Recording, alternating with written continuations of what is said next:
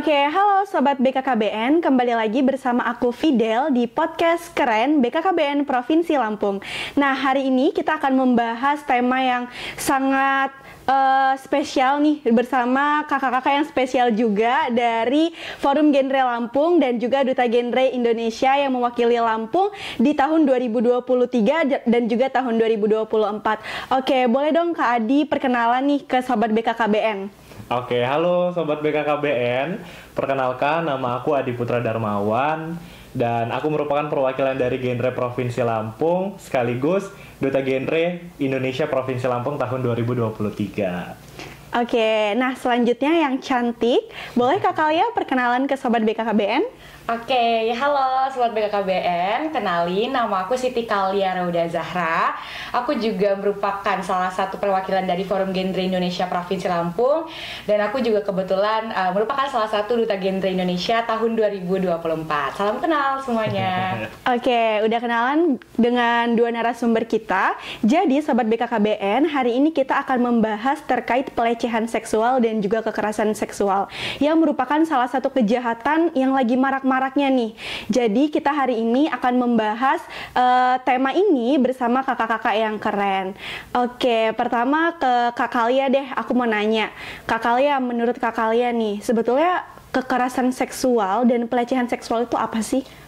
Jadi kalau ngomongin tentang case ini tuh kayak memang masih menjadi momok dan kasus yang akhir-akhir itu semakin marak terjadi gitu ya, yang seharusnya kita harapin hilang tapi ternyata justru malah semakin banyak gitu, terutama di Provinsi Lampung itu sendiri.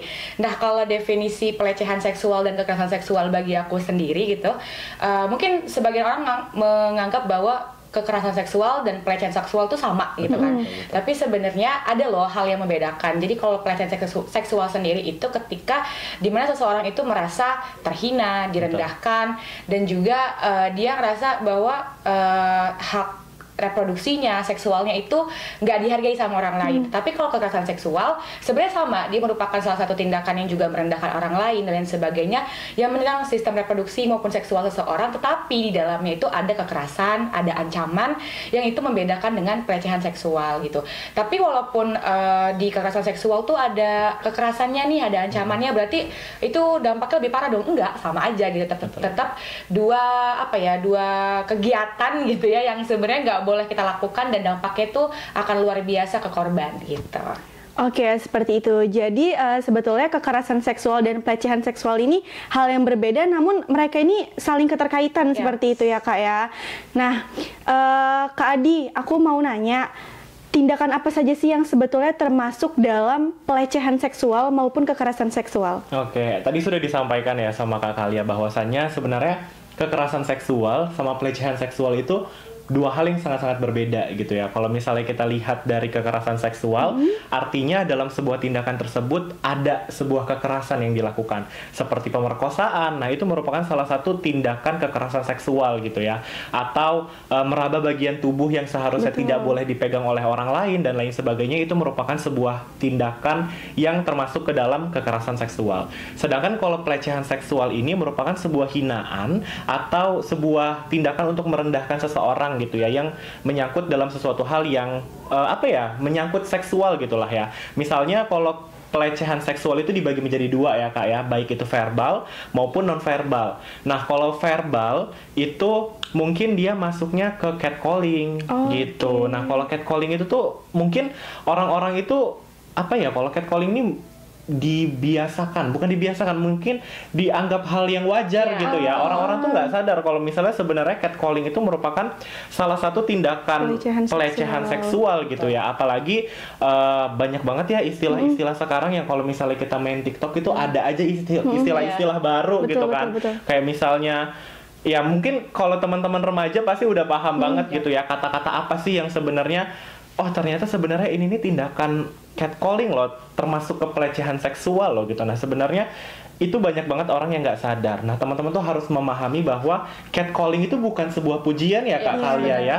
Jadi banyak orang yang kayak kiu-kiu gitu, ngerasanya dipuji kayak atau cantik gitu, lagi lewat cantik kiu-kiu gitu. Sebenarnya itu bukan sebuah pujian gitu ya. Itu sebuah bisa termasuk ke dalam unsur pelecehan seksual juga gitu ya. Sedangkan kalau misalnya yang masuknya nonverbal itu misalnya adalah mengirimkan foto-foto yang tidak senonoh ke orang lain. Dari media sosial berarti betul, ya itu media sosial, terus atau mengirimkan video porno tanpa adanya consent itu tuh termasuk ke persetujuan gitu ya, atau ya seperti itulah Kak, mengirimkan foto atau menyebarkan video dengan mengancam dan lain sebagainya, itu termasuk ke pelecehan seksual. Nah ini nih sebenarnya dampak dari sosial media juga ya Kak Kalia ya, ini sangat disayangkan gitu. Misalnya tadi dengan adanya catcalling yang ada di sosial media, sebenarnya teman-teman itu mungkin ada yang sudah sadar, ada yang belum sadar bahwa hal tersebut adalah sebuah tindakan yang menjerumus ke dalam pelecehan seksual, atau mungkin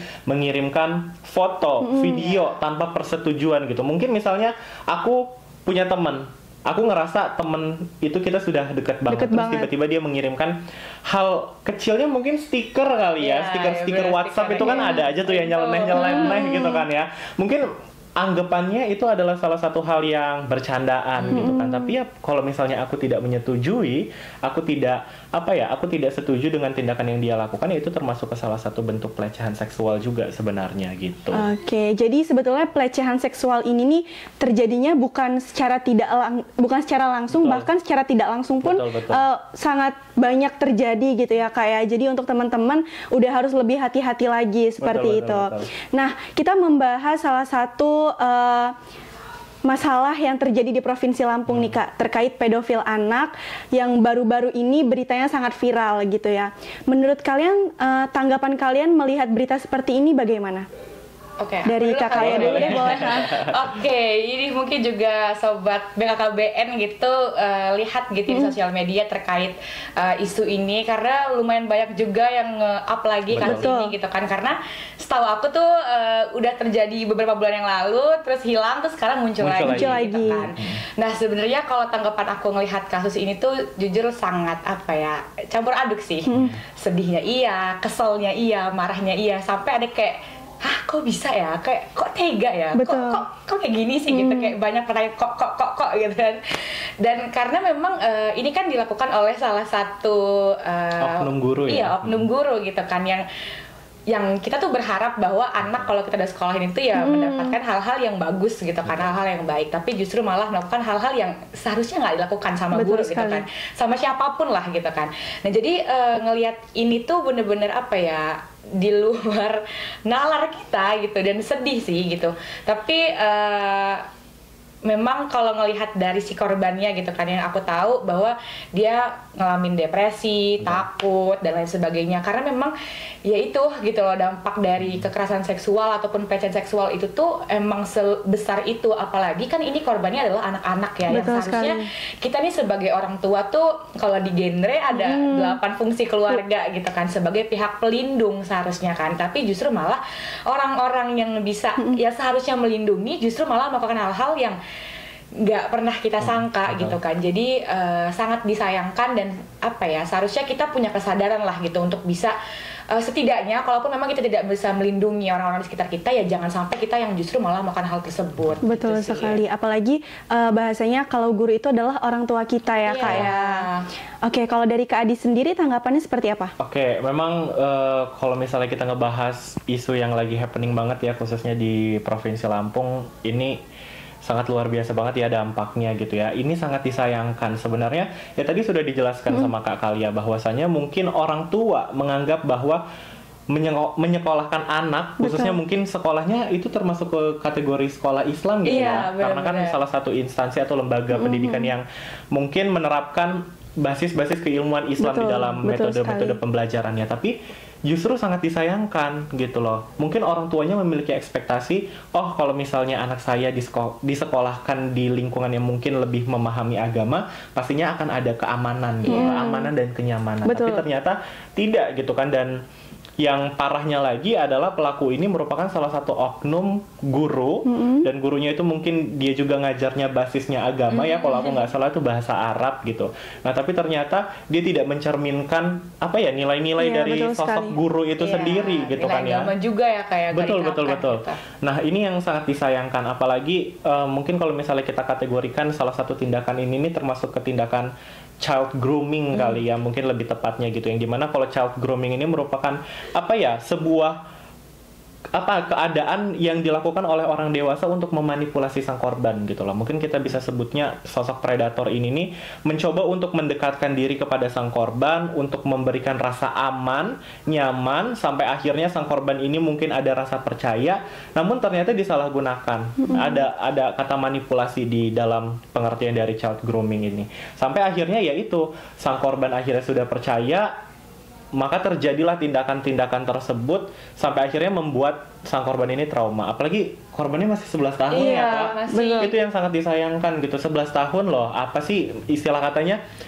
Organ reproduksinya pun belum sepenuhnya betul sekali tumbuh gitu kan ya, atau mungkin menstruasi aja belum tentu gitu kan ya. Tapi kenapa bisa ada pikiran dari sang predator ini untuk melakukan tindakan-tindakan yang mungkin seharusnya tidak dilakukan kepada sang korban gitu ya. Balik lagi nih teman-teman, sebenarnya kalau kita berbicara mengenai kasus kekerasan dan juga pelecehan seksual itu bisa terjadi di mana aja gitu ya.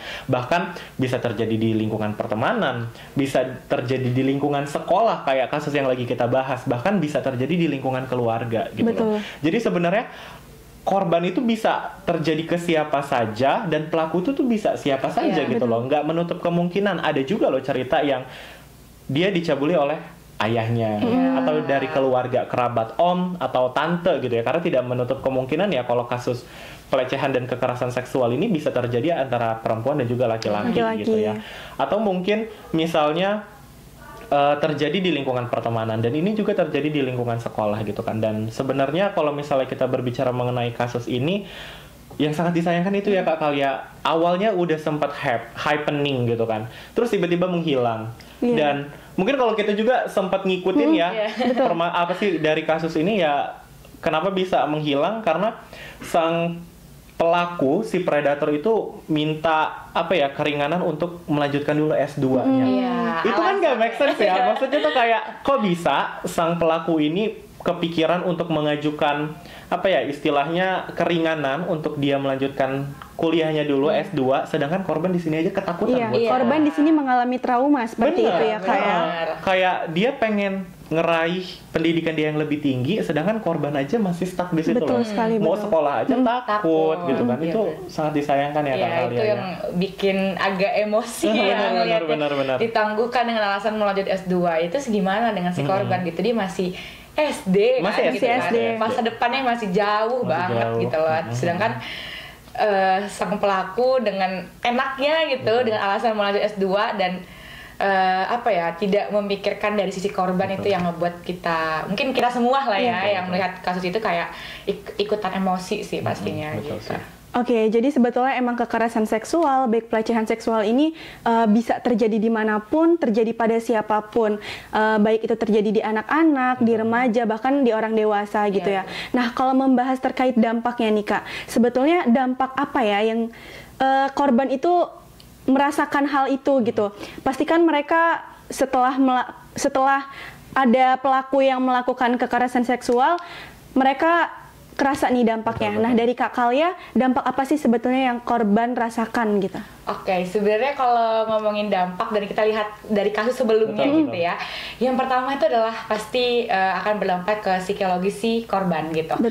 Mulai dari rasa takut, pasti ada rasa nggak percaya diri lagi, juga ada rasa mau percaya sama orang terdekatnya aja mungkin pasti dia takut gitu kan, karena memang sebuah tindakan kayak pelecehan seksual maupun kekerasan seksual itu tuh bukan cuman berdampak ke fisik aja, tapi juga ada luka gitu loh di dalam diri si anak yang mungkin kita kalau ngeliat dari luar tuh nggak kelihatan gitu kan, tapi sebenarnya dia ada perasaan itu gitu loh. Takut pasti ada rasa aduh gimana ya kalau misalnya aku pergi nanti aku dianin sama orang lagi nggak ya gitu, atau apalagi ini dilakukan oleh sama guru ya gitu. Jadi kayak gimana dia bisa melanjutkan sekolahnya kalau misalnya di dalam diri dia tuh ada rasa nggak percaya sama gurunya gitu. Itu kan akan berdampak luar biasa nih kepada anaknya. Yang pertama tuh pasti dampak psikologisnya. Terus kedua, kalau memang ada dari tindakan itu ke arah fisik, pastinya ada dampak dari fisik, misalnya kayak pemerkosaan dan lain sebagainya. Dan mungkin teman-teman juga bisa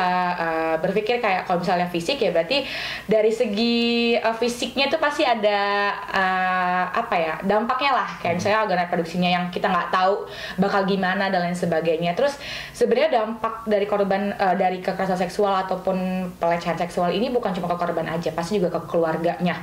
Karena ya mungkin gitu ya, kayak case yang sebelumnya kita bahas tadi, yang akan merasakan sakitnya itu bukan cuma anak sih. Betul. Pasti keluarga besarnya pun, terutama orang tua gitu ya, akan ngerasa kayak kehilangan ya mungkin orangnya masih ada gitu, tapi kayak pasti ada yang hilang gitu, dan mungkin ada rasa penyesalan juga gitu kan. Dan itu yang ngebuat kita tuh memang harus bisa concern, sadar, dan tahu gitu loh, paham seberapa besar dampak dari sebuah tindakan pelecehan seksual dan juga kekerasan seksual gitu, karena dampaknya cukup banyak dan bukan hanya ke korban tapi juga orang-orang di sekitar korban gitu. Betul sekali, apalagi ini yang terjadi di anak SD yang masih kecil, jadi pasti akan menciptakan trauma yang dia bakalan takut di manapun gitu, apalagi di lingkungan sekolah yang jenjang pendidikan dia masih sangat panjang gitu ya Kak ya.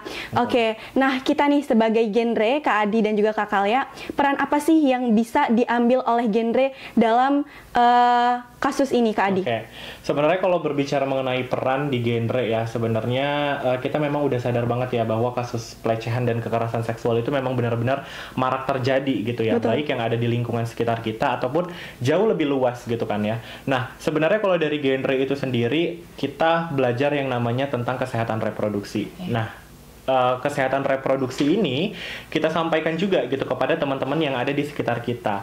Nah, kalau misalnya di genre itu aku dan juga beberapa teman-teman yang ada di genre Provinsi Lampung, kita udah sering banget untuk melakukan sosialisasi gitu. Kita pengen memberikan informasi dan edukasi kepada teman-teman yang ada di sekitar kita bahwa sebenarnya ada loh bagian-bagian yang boleh disentuh dan ada yang nggak boleh disentuh, bahkan orang tua sekalipun nggak boleh gitu.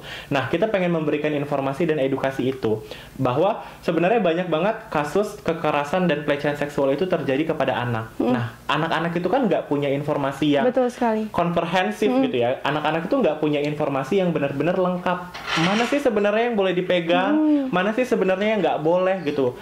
Nah, itu yang pengen kita berikan informasi tersebut gitu loh. Jadi, udah banyak banget ya program-program dari genre khususnya untuk melakukan pencegahan gitu ya. Dan sekarang sebenarnya kalau misalnya berbicara mengenai kasus kekerasan dan juga pelecehan seksual, itu kita bukan fokus ke teman-teman remaja yang yang bisa kita bilang normal saja gitu ya. Kita udah menyentuh juga ke ranah inklusivitas ya Kak Kalia ya. Kita udah menyentuh juga teman-teman, kemarin kita udah pernah ngunjungin teman-teman di Pik Potats. Potats itu salah satu komunitas yang dimana anak-anaknya itu masuk ke kategori Down syndrome gitu ya. Artinya kan ada banyak keterbatasan Kak gitu. Karena ya balik lagi, predator itu nggak menutup kemungkinan itu bisa terjadi kepada siapa saja gitu. Bisa bisa menyerang siapa saja gitu. Dan salah satunya teman-teman yang mungkin memiliki keterbatasan. Nah, itu kita pengen menekankan gitu loh. Misalnya teman-teman itu memiliki sebuah keterbatasan ya. Kita bisa bilang lah mungkin teman-teman yang memiliki keterbatasan yang kayak tadi Down syndrome atau mungkin yang lain-lain gitu kan. Kita pengen ngasih informasi ya itu yang tadi Kak. Apa yang boleh disentuh, mana yang nggak boleh disentuh. Dan kalau misalnya ada orang-orang yang mungkin menyentuh hal-hal pribadi tersebut, harus ngelapor. Lapornya itu ke siapa? Itu yang pengen kita kasih informasi. Karena ya balik lagi nggak menutup kemungkinan loh. Siapapun itu bisa menjadi korban gitu kan. Dan artinya teman-teman dari genre ini melakukan upaya pencegahan gitu ya, agar tindakan-tindakan tersebut tidak merajalela, agar tindakan-tindakan tersebut kalaupun terjadi teman-teman itu punya informasi harus apa dan harus bagaimana. Karena banyak banget nggak sih Kak kasus-kasus yang sebenarnya kita belajar ya, yang namanya itu modul tentang kita. Di modul tentang kita itu ya ada juga pembahasan tentang kekerasan seksual. Dan ketika kita ada di forum, kita mengundang mereka untuk bercerita, dan sebenarnya tuh mereka tuh banyak yang jadi korban gitu. Tapi mereka tuh selalu bercerita, mungkin kalau misalnya aku tahu dari dulu harus ngelapor kemana, pasti aku tuh udah lapor Kak gitu. Betul. Tapi sayangnya dulu aku masih kecil, mau cerita ke orang tua juga takut gitu. Aduh nih. Betul, mau betul. cerita juga takut, terus itu juga mungkin kalau misalnya dia cerita takut justru dimarahin Iya, atau dia justru dia yang disalahin gitu ya. disalahin gitu ya. Sebenarnya hal-hal tersebut sih Kak yang harus benar-benar kita garis bawahi. Oke, jadi tadi itu tanggapan dari Kak Adi ya. Betul. Nah, kalau dari Kak Kalia sendiri gimana nih Kak? Oke, jadi sebenarnya yang udah disampaikan sama Kak Adi itu bener banget ya, bahwa genre juga memiliki peran yang sangat penting dalam pencegahan dengan cara melakukan sosialisasi terkait organ reproduksi dan lain sebagainya. Karena memang mungkin sebagian orang itu merasa bahwa yang namanya pembelajaran tentang sex education itu nggak seharusnya Tabu dibicarakan. gitu ya. Iya, Betul, pasti betul, tabu, betul. kayak ngapain sih ngomongin hal kayak Iya gini? masih gitu. kecil loh ini, masa udah diajarin. Iya, padahal betul gitu. sekali. Padahal sebenarnya tujuan adanya sex education itu bukan untuk mengajarkan hal-hal yang nggak baik atau kayak misalnya nanti anak-anak malah mencari-cari kayak hal-hal yang berbau pornografi dan sebagainya. Enggak, tapi biar mereka juga tahu dan paham mana bagian tubuh yang seharusnya boleh dipegang, yang enggak yang mana, yang boleh lihat yang mana, yang nggak boleh lihat yang mana gitu. Karena memang mereka juga harus tahu basicnya gitu. Karena kalau mereka nggak tahu, ya mereka juga akan bingung dan nggak akan sadar mungkin kalau misalnya ada orang yang pegang dan sebagainya gitu kan. Karena apa ya? Kita juga harus bisa mengubah mindset bahwa sex education itu bukan untuk mengarahkan anak-anak ke arah yang negatif, tapi justru malah sebaliknya gitu, ke arah yang positif agar mereka tahu, paham terkait terutama dirinya ya, berkaitan dengan organ reproduksinya. Karena memang kayak tuh nggak bisa menjaga anak atau selalu sama anak nih berdua gitu kan. Ada kalanya memang dia sendiri gitu. Nah, untuk bisa melindungi itu ya dia harus bisa melindungi diri sendiri dengan salah satu caranya adalah kita ngasih pemahaman terkait sex education gitu. Jadi jangan dianggap tabu lagi Betul, ya. Karena memang banyak banget ya Kak, kalau misalnya kita berbicara atau kita sosialisasi gitu ya ke tempat-tempat, dan pasti orang-orang tuh kayak kok genre bahasanya kayak gini ya, kenapa ya gitu. Padahal itu suatu hal yang menjadi sebuah kebutuhan juga menurut aku. Sex education itu merupakan sebuah bagian pembelajaran juga yang harus ditanamkan dari kecil gitu. Karena kita nggak pengen ada lagi korban-korban atau justru predator-predator. Karena ya balik lagi, mungkin alasan atau latar belakang kenapa ada timbulnya sosok pelaku ya mungkin karena mereka nggak tahu gitu kan ya, walaupun kita tidak membenarkan apapun alasan mereka untuk melakukan hal tersebut, tapi mungkin di masa lalunya dia nggak diajarin atau mungkin ada hal-hal yang dia cari informasi sendiri tanpa ada orang yang membenarkan. Nah itu kan menjadi salah satu mungkin faktor juga gitu ya, makanya penting banget adanya sex education ini untuk mengarahkan apa sih sebenarnya batasan-batasan yang harus dipelajari dan apa yang mungkin nggak boleh gitu kan, nggak boleh dipelajari gitu. Karena ya balik lagi sih, kalau misalnya kita berbicara mengenai kasus kekerasan dan pelecehan seksual bisa terjadi ke siapa saja, di mana saja dan kapan saja gitu. Oke, jadi kalau kita membahas peran, sebetulnya peran ini sangat banyak ya orang yang harus bisa berperan di sini, baik orang tua, dari pendidikan juga. Maka dari itu sebetulnya sex education yang banyak dianggap tabu itu justru jadi hal yang sangat penting. Harus kita kasih tahu ke anak-anak, mulai dari anak-anak, karena sekarang kekerasan seksual maupun pelecehan seksual ini justru terjadi maraknya di usia anak seperti itu. Betul. Nah, tadi Kak Adi juga sempat membahas bahwasannya banyak loh korban yang mengalami kekerasan seksual maupun pelecehan seksual ini mereka tidak tahu harus apa. Nah, sebetulnya langkah apa sih Kak Kalia yang harus diambil oleh korban ketika mereka mengalami hal seperti itu? Oke, jadi buat teman-teman yang mungkin pernah menjadi korban kekerasan seksual atau ya kita nggak tahu ya di luar sana yang udah yang udah pernah gitu menjadi korban kekerasan seksual atau yang mungkin saat ini gitu ya kita nggak tahu, masih bingung nih Kak harus ngelapor kemana dan sebagainya. Sebenarnya tuh hal-hal basic yang harus kita lakukan adalah pertama kita juga harus bisa ngomong ke orang-orang di sekitar kita dulu sih gitu. Betul. Jangan tiba-tiba kita misalnya lapor ke polisi atau gimana, sedangkan kayak orang tua kita aja nggak tahu nih anak aku kenapa gitu kan. Yang pertama pasti kita ngomong dulu sama orang-orang di sekitar kita gitu, tentang apa yang kita rasakan dan apa yang terjadi gitu. Dan kalau misalnya udah sebenarnya tuh di undang-undang tindak pidana kekerasan seksual gitu ya, teman-teman mungkin belum pernah dengar ada undang-undang terbaru yang membahas terkait kekerasan seksual. Kenapa itu ada? Jadi karena kan maraknya gitu. Ini gitu penting gitu, harus ada undang-undang nih yang ngaturnya gitu. Itu memang ada regulasi-regulasinya, bahkan ada aparat penegak hukumnya yang memang mereka harus lapor dulu dan lain sebagainya. Terus juga kita ada dinas PPPA ya kayak untuk bisa ngebantu kita ngelapor melapor dan lain sebagainya. Dan mungkin nih kalau di kampus aku sendiri nih Kak ya, dan mungkin juga di instansi teman-teman sendiri ada yang namanya Satgas PPKS gitu. Satgas PPKS. Iya, jadi kita bisa melapor ke mereka terkait apa sih yang sedang terjadi atau yang telah terjadi, dan nanti ya mereka juga akan mengarahkan apa yang harus kita lakukan dan lain sebagainya. Jadi ya mungkin memang susah ya untuk bisa bilang ke orang lain gitu ya. Berat ya. Iya, kita juga nggak bisa menyalahkan yang kayak kenapa sih kok nggak lapor dan lain sebagainya. Karena ya kita nggak ada yang tahu gitu kan apa yang dia rasakan kok sampai dia takut untuk melapor gitu. Tapi akan jauh lebih baik apabila kita bisa melaporkan hal itu agar si predator juga tuh bisa ditangani dan nggak ada korban-korban yang lain. Betul Nah, sekali. aku setuju banget sih karena memang kalau misalnya apa ya, hal ini memang harus diawali dengan yang namanya bercerita gitu ya. Mungkin nggak semua korban itu merasa aman dan nyaman untuk bercerita gitu kan. Ada yang merasa kalau aduh takut deh kalau misalnya cerita nanti orang-orang tahu deh aib gua gitu. Teman-teman, itu tuh bukan aib ya. Yang harus digarisbawahi bahwa kalau misalnya teman-teman sebagai korban dari kasus pelecehan dan juga kekerasan seksual, tindakan tersebut itu bukan aib untuk teman-teman gitu loh. Ini yang harus benar-benar digarisbawahi dan juga harus dipahami gitu. Bahwa di sini teman-teman adalah sosok korban dan teman-teman tuh harus dilindungi gitu. Jadi teman-teman tuh apa ya, harus paham dan juga harus sadar bahwa mungkin memang banyak banget stigma-stigma yang ada di masyarakat gitu ya. Kalau misalnya dia jadi korban, akhirnya dijauhin atau mungkin dikucilkan. Padahal mereka adalah korban gitu kan.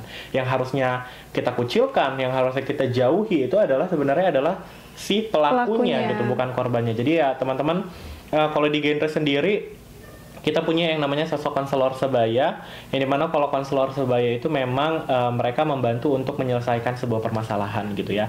Artinya mungkin bukan langkah yang besar banget genre bisa menangani, menangkap itu enggak gitu ya, tapi setidaknya dengan teman-teman bercerita, karena memang kalau di genre kita punya ruang yang aman dan juga nyaman untuk teman-teman semua bercerita.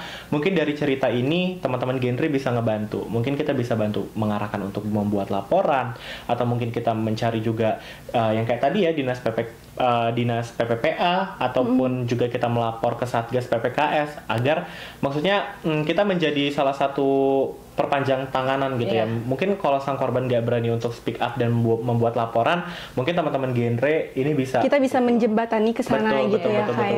Karena kita memang apa ya, mendampingi gitulah, membantu teman-teman sang korban agar bisa untuk apa ya, segera diselesaikan lah apa yang menjadi permasalahan tersebut. Oke, jadi sebetulnya untuk korban itu nggak perlu takut untuk bercerita, untuk memberitahu apa yang terjadi. Karena sebetulnya kita harus jadi pelapor, bukan pelopor dari kejahatan kekerasan seksual maupun pelecehan seksual ini gitu ya Kak ya. Pelopor untuk kebenaran itu lebih baik. Gitu. Bukan pelopor untuk melakukan tindakan gitu ya. Benar-benar. Nah, terus mungkin closing statement nih Kak dari Kak Kalia, seperti apa untuk kekerasan seksual maupun pelecehan seksual ini? Oke, closing statement ya. Sebenarnya kalau ngomongin tentang kekerasan seksual ataupun pelecehan seksual tuh kayak orang-orang mungkin udah banyak yang dengar atau bahkan ngelihat atau mungkin menjadi korban dan sebagainya. Tapi hal itu justru malah masih sering terjadi, diulang lagi dan semakin kesini kasusnya tuh semakin di luar nalar sih menurut aku ya. Kayak hal-hal yang nggak pernah aku bayangkan sebelumnya justru malah terjadi. Nah jadi teman-teman semua yang ingin aku sampaikan adalah sebagai closing statement ya, penting banget bagi kita untuk punya pengetahuan dan juga kesadaran terkait kekerasan seksual. Tahu doang tapi nggak sadar ya akan sia-sia juga. Akan jauh lebih baik kalau misalnya kita udah tahu dan kita sadar gitu loh. Jangan sampai kita menjadi korbannya, dan jangan lebih sampai lagi justru kita malah menjadi pelakunya. Kalau kita memang nggak bisa melindungi orang di sekitar kita, setidaknya kita tidak melakukan hal itu gitu. Dan seperti yang udah aku bilang tadi, bahwa dampak kekerasan seksual ataupun pelecehan seksual ini tuh bukan cuma dari segi fisik doang, tapi juga ada luka di dalam diri korban yang nggak bisa kita lihat, luka dalam yang nggak bisa semudah itu untuk disembuhkan gitu. Jadi alangkah jauh lebih baiknya kalau kita bisa saling melindungi, saling memberikan kasih sayang satu sama lain gitu. Jangan justru malah hal-hal kayak gini diangkat terus, dilakukan terus dan lain sebagainya. Kita buatlah lingkungan yang aman dan nyaman untuk kita semua, khususnya yang ada di Provinsi Lampung gitu. Oke, kalau dari Kak Adi? Kayak kalau dari aku mungkin bisa diibaratkan kalau korban dari kasus kekerasan dan juga pelecehan seksual ini ibaratnya itu udah jatuh tertimpa tangga juga. Betul. Gitu ya. Udah jadi korban tapi masih aja nih dapat perkataan-perkataan diskriminasi dari banyak orang. Mungkin banyak banget orang-orang yang nggak sadar dan juga nggak tahu, nggak aware sama yang namanya kasus kekerasan dan juga pelecehan seksual, pasti bakal menyalahkan korban, Kak.